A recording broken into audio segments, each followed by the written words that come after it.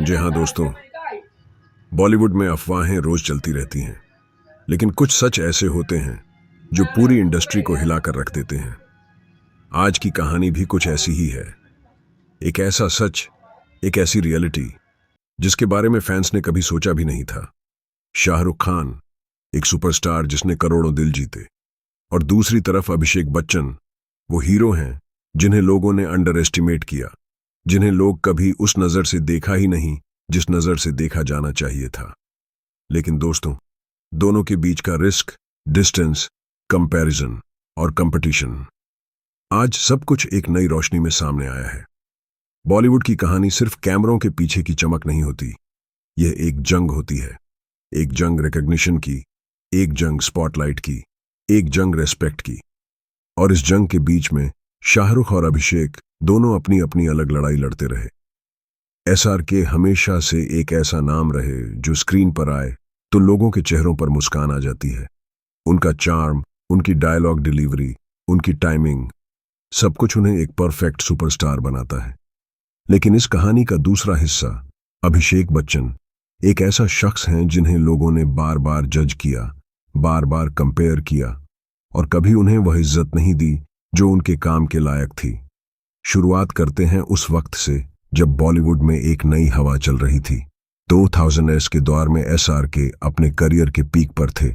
उनकी हर film superhit, उनका हर dialogue trend, उनकी हर स्माइल हेडलाइन।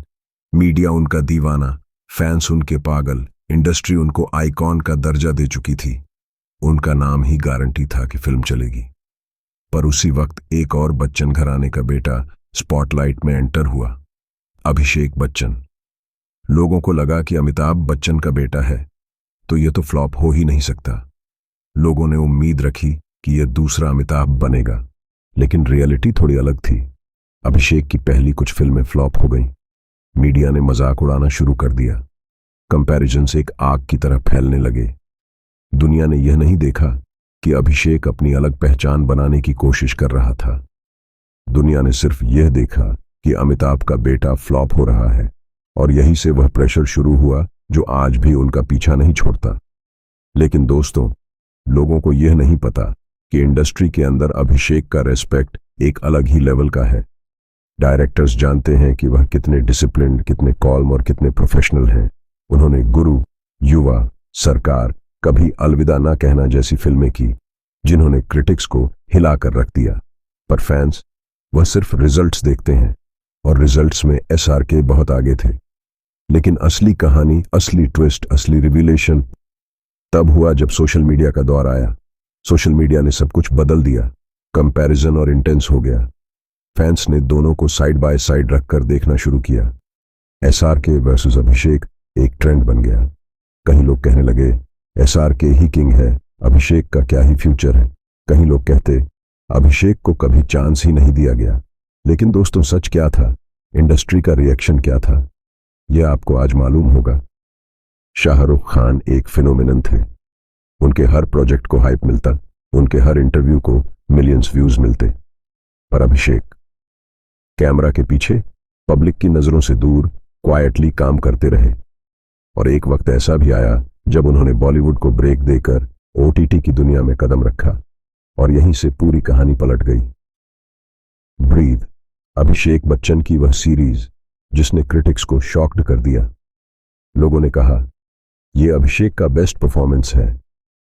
लोग हैरान कि यह वही एक्टर है जिसे लोग फ्लॉप बोलते थे। इंडस्ट्री के अंदर एक रेस्पेक्ट का लहर फिर से दौड़ पड़ी।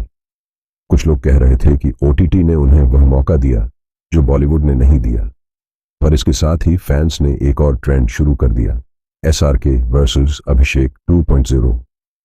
शाहरुख खान की कमबैक फिल्में पठान, जवान, डंकी ने बॉक्स ऑफिस को तोड़ दिया।